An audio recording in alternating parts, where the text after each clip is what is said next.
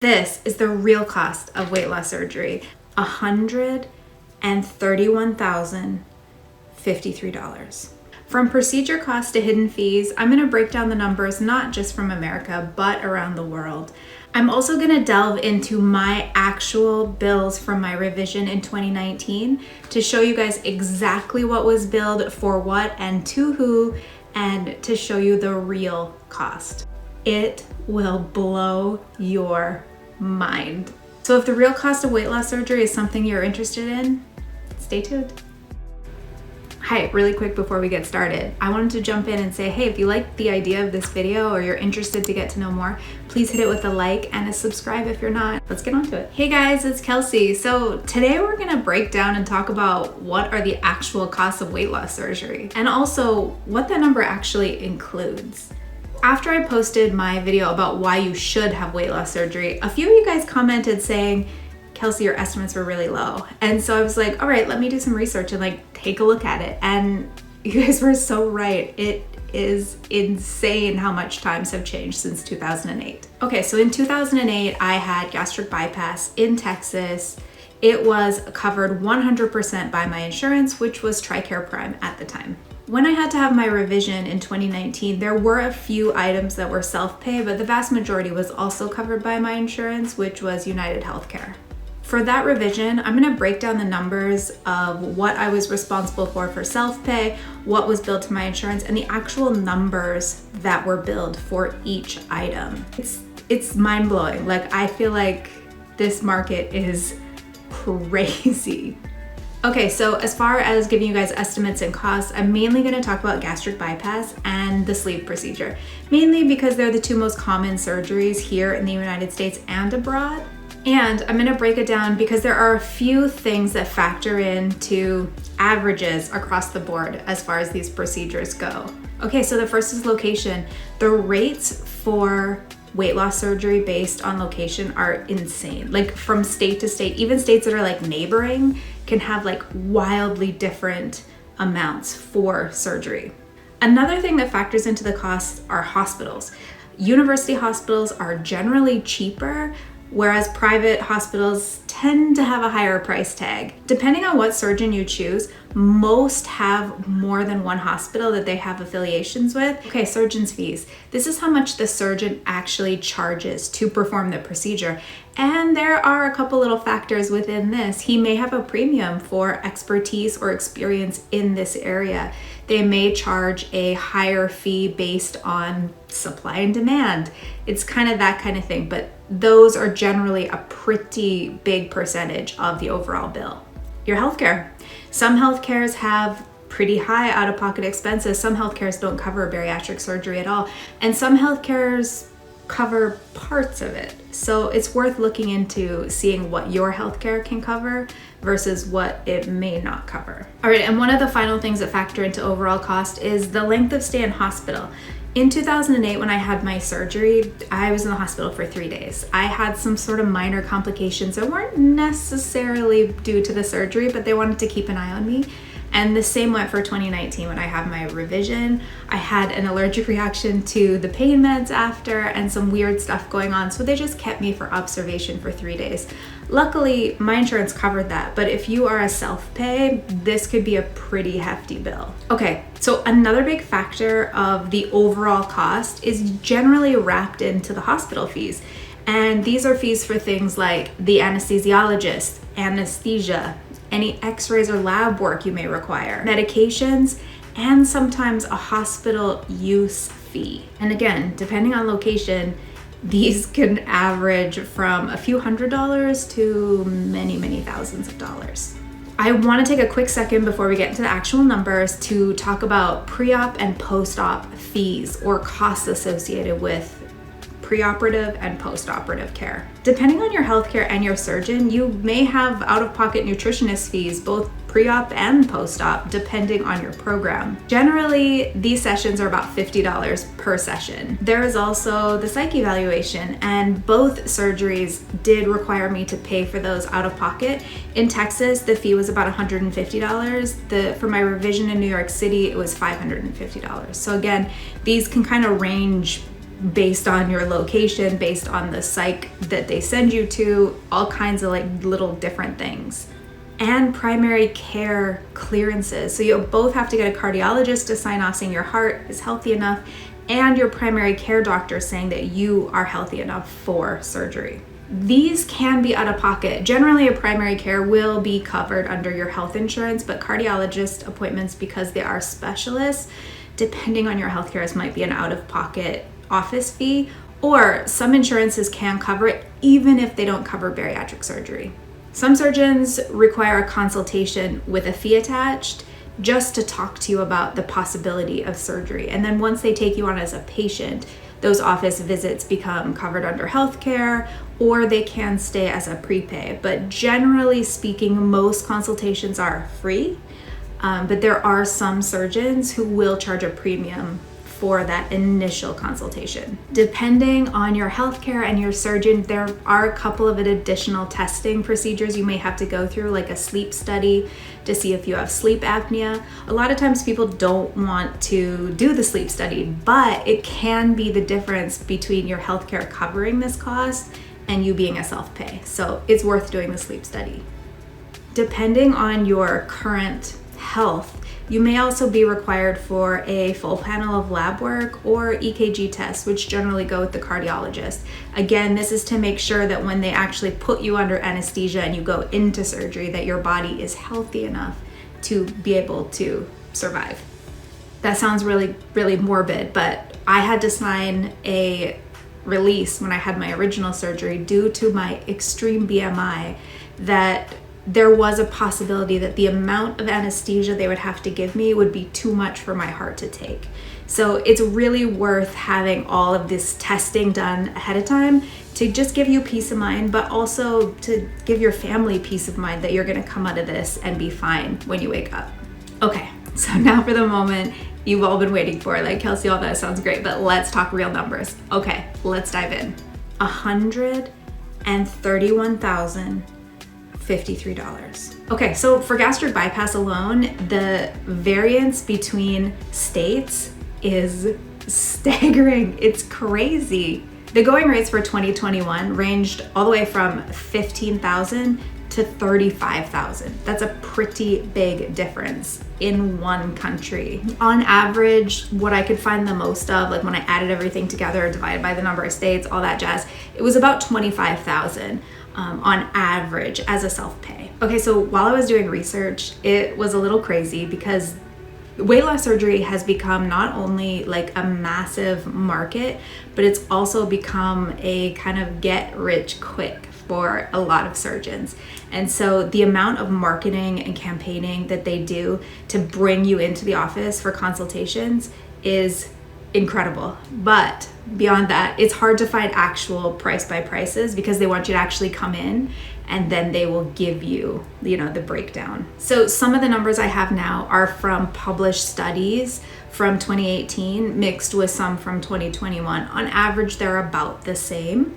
The state with the highest amount for gastric bypass is Pennsylvania, and they are at the very top of the national average, which is $35,000. The lowest rates were found in Oklahoma, and it was ranging around $16,000, although I did see a couple of places that were doing it for $1,550, so that was the lowest by far. Texas and California were on the higher end of the range, coming in at $21,000 to $27,000 respectively. Florida falls lower on the list at on average around $17,000 for gastric bypass. Again, I want to point out that these are self-pay numbers, meaning you pay cash, by check, or personal credit card. Some surgeons do offer payment plans, and then there is also care credit that you could apply for. Across the nation, the average copay for people who have their bariatric surgeries covered by their healthcare is around $3,500. And again, this doesn't include any deductibles or fees for your insurance, as well as any kind of out-of-pocket expense. Like I said, I had to pay for my psych evaluation. That kind of thing isn't part of that $3,500. There are also some newer surgeries that have a pretty insane price tag, especially based on the fact that they're covered by healthcare. The first is the gastric balloon. The copay for the gastric balloon is $8,000 on average throughout the United States. The Aspire Assist procedure is the highest by far of a copay, and that's at $11,000. Side note here, if you guys want to hear more about like what is the gastric balloon, what is the Aspire Assist, let me know and I will do some more research and actually put together like a well-rounded video on those two if you're interested. Okay, I'm gonna actually break down the actual real physical build numbers from my revision in 2019. Unfortunately, 2008 wasn't really great for online billing, so I can't find any of my original bills from back then. When I saw these numbers, I was not only shocked by the amount of numbers, but I was also shocked on what was being billed for how much. For reference, there is a iron test in here that was billed out for $650, and that's just to test the iron in my blood, which is a regular part of a blood panel. Okay, so let's talk about consultation fee. I had been in the system for 3.5 years trying to figure out what was wrong with me. I was sick, I was gaining weight, I was losing weight, I was throwing up all the time. Like I was throwing up to the point of having problems with my teeth. It was just like a myriad of issues. And I saw a lot of doctors who thought I had Graves' disease, I had celiac disease, it was my Hashimoto's, it was my PCOS, there's like all these bazillion things. Anyway, I finally reached out to a friend who is an authority in weight loss surgery. She recommended this doctor who luckily was in New York City, same as me. And I reached out to his office. His initial consultation fee was $570. If he took me on as a patient, it would be covered by my healthcare. So I jumped at the chance to be like, is there something going on with my original gastric bypass? Can you fix it?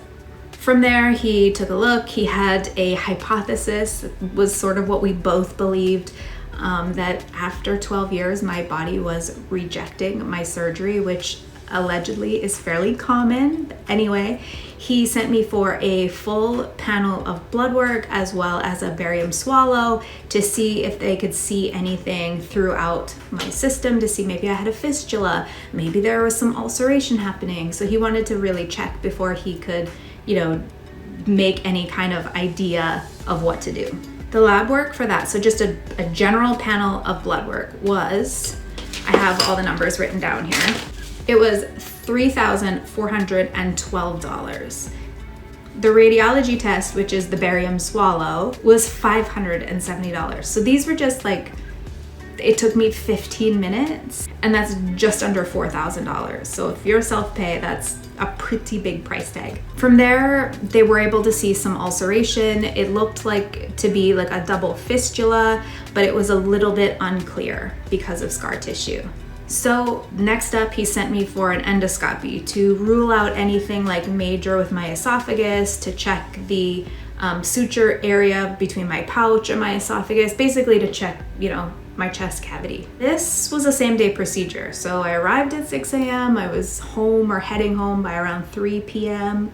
The endoscopy procedure was really interesting. First of all, it sounds really scary. It was actually a very easy procedure on my behalf. I mean, I didn't really do anything. I just showed up. I did have a slight sore throat after that, but other than that, it was a breeze. So the way they billed this was interesting. So there was the upper endoscopy to check my esophagus, and then there was the lower portion to check my pouch and kind of any tissue around the pouch. The upper portion was $8,230. The lower portion was $3,285. Kind of wildly different things for the same little camera, especially because the test takes like 30 minutes, but that's what was billed.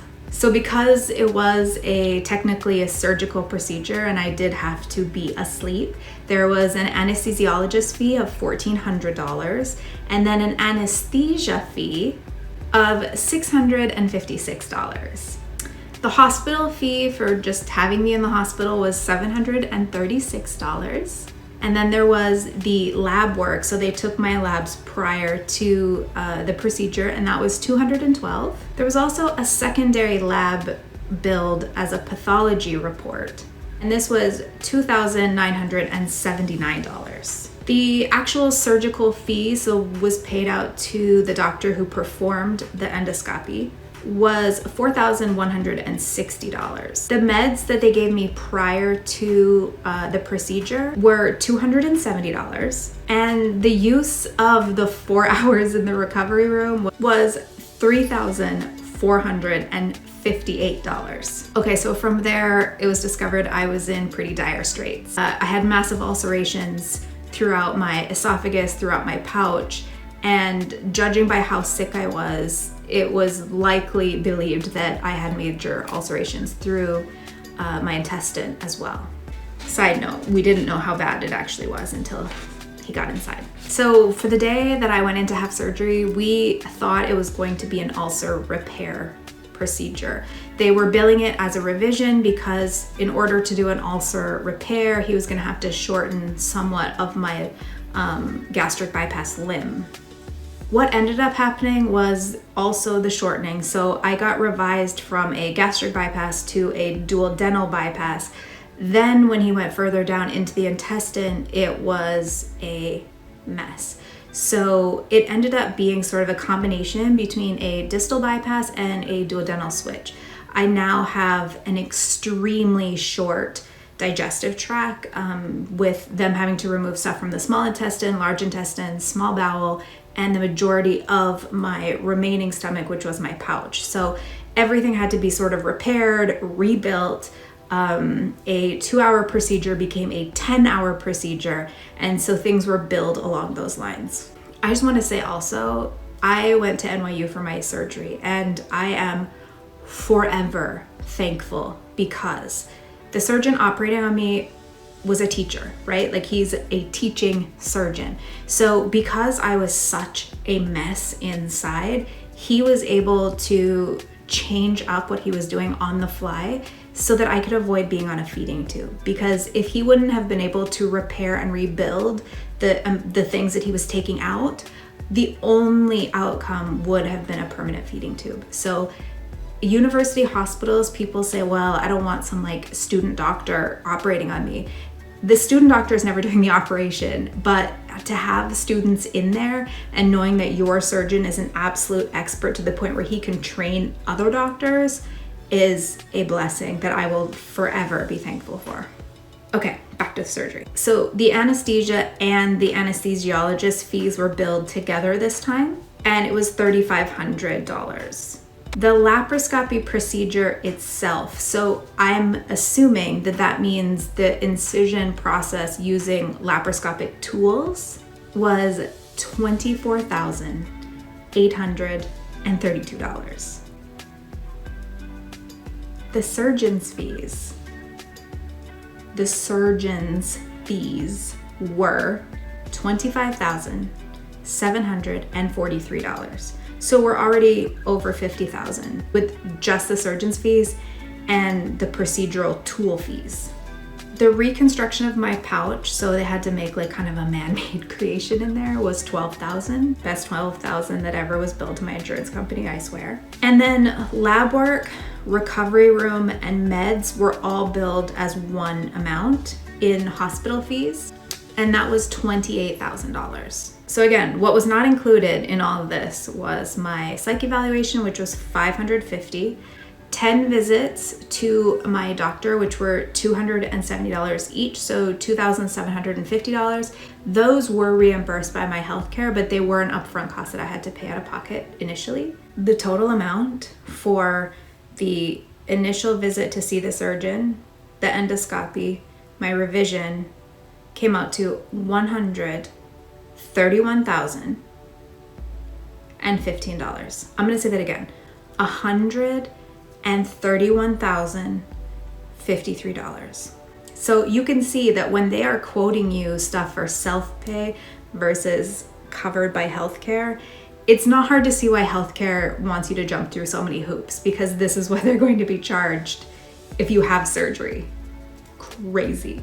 Okay, so with that out of the way, I want to talk a little bit about the other procedures, because maybe you're not having gastric bypass. Without insurance, the surgery with the highest price tag by far is the duodenal switch. It's around $28,000, and that's on like the lower end of the averages. The duodenal switch is by far the most complicated surgery, but it also requires the most skill to perform. it's also a very lengthy time in the OR. So a lot of surgeons like shy away from this, not just based on like the high level of difficulty, but also like the actual time in the operating room is, 2 and 3 times the amount of other procedures. But the dual dental switch is actually it's a dual procedure. The most common procedure for weight loss surgery today in the United States is the sleeve. The sleeve is actually the first part of the dual dental switch. So when they go in and actually make your stomach into like a limb, that's the first part of the dual dental switch. The difficult part is the actual rerouting of the intestines after. Okay, so after the duodenal switch, the next most expensive is the gastric bypass at $25,000. We've already talked about that. After that is the sleeve procedure. So like I said, the first half of the duodenal switch, and the sleeve coming in at just under $20,000, kind of on average across the states. The lap band is still regularly performed, and my actual surgeon who did my revision surgery is the creator of the lap band, so it's really cool. Anyway, his creation comes in at just under $15,000 across the states. On the topic of the sleeve,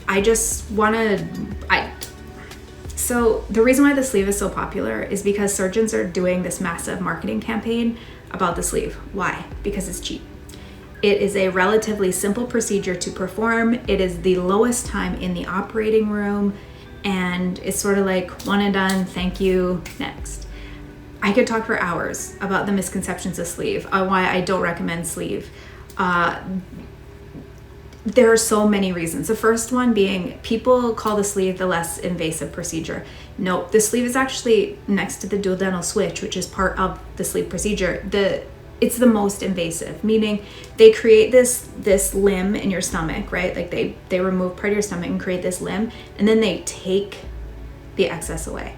Part of the reason why I had to have such an extensive revision procedure is because back in 2008, my surgeon, when he did my gastric bypass, removed my remnant stomach. If my remnant stomach would have still been there, they could have reversed the procedure, and I likely could have avoided a lot of the headache that has happened since. However, with the sleeve, it is never reversible. There's nothing to reverse. There's no stomach to reopen and sew back together. The second thing is without the second part of it, which would be a duodenal switch, you don't have the malabsorption. So weight loss can work well if it's a quantity over quality type of weight loss that you desire. But it does come with a lot of issues. The number one being acid reflux and possible revisions later. So really do your research if you are looking to get the sleeve, or if you feel like your surgeon is pushing you towards the sleeve, maybe do a little bit of research on your surgeon. Just saying. On average, if you are gonna have the sleeve, on average, the lowest state for it is, again, Oklahoma, and it's coming in at just under $10,000 for a self-pay. Highest average, however, comes from Massachusetts, which is charging just under $32,000 for a sleeve procedure. Texas, California, and Florida are kind of all average across the board at around $15,000. Let's talk about discounts. And no, I'm not talking about Groupon. There are actually several ways you can get discounts on your weight loss surgery, which is really cool if you're a self-pay. Any percentage off, any coupon code will definitely make a significant dent in a multi-$1,000 procedure. If you're paying out of pocket, a lot of surgeons will actually give you a discounted cash pay rate, especially if you play with actual physical cash. Cash is king, and if you can give them those dollar bills, they may give you a percentage off.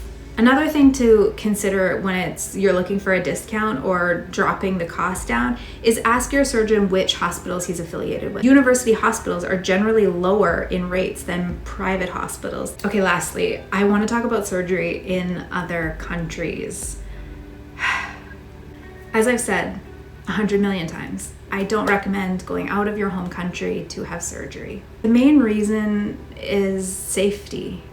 Regulations differ from country to country, and training, education, the amount of technologies that they have access to can vary wildly outside of the United States. The last reason is aftercare. What if you have surgery in Mexico or the Dominican Republic or Colombia and you have a complication or a problem? Are you going to fly back to see that doctor? Are they offering aftercare? And more importantly, do you void your insurance here in the United States? There are several insurance companies who, if you go out of state to have a surgery, let alone out of country, they void your insurance. So those are things to consider. If you go to Mexico and have weight loss surgery, when you come back, what happens if you have a problem? Is your insurance going to say, no, I'm sorry, we don't cover this, so now you're a self-pay in the ER? There's a lot of factors that go into that. So make sure if you are going out of the country to do your due diligence and your research and not just look at their pretty Instagram office photos, but actually look for real reviews and definitely give yourself enough time to go for a consultation, meet the surgeon, make sure he's up to snuff or she's up to snuff, and then, make your decision. I was going to talk about the averages in Canada, but it's socialized medicine, so they're pretty average across the board. It's generally known as a self-pay option. However, the wait times for medical care within universal healthcare systems can be quite lengthy. I had a friend who was approved for gastric bypass, but didn't have surgery for 5 years, so there's that. But I did want to break down and talk about the numbers in Mexico. And when I was doing the research, it's easy to see why people who do have to go the self-pay route choose Mexico, because it is unbelievably cheaper. So for the sleeve procedure in Mexico, it generally goes for under $5,000. Gastric bypass is under $6,000. For those who go and have good experiences, I'm both thankful and it was likely worth the risk for them. However, there are a lot who go and don't have good experiences, and for that reason alone, I just can't recommend Mexico. On a side note, I want to thank the person who left a comment to stop calling Mexico and DR third world countries. And I'm gonna be honest, it never even crossed my mind, and it makes me feel like an ignorant asshole. But it was pointed out they're developing countries, and that's true, they are developing, and there are plenty of good doctors and everything else in these countries. So thank you to that person.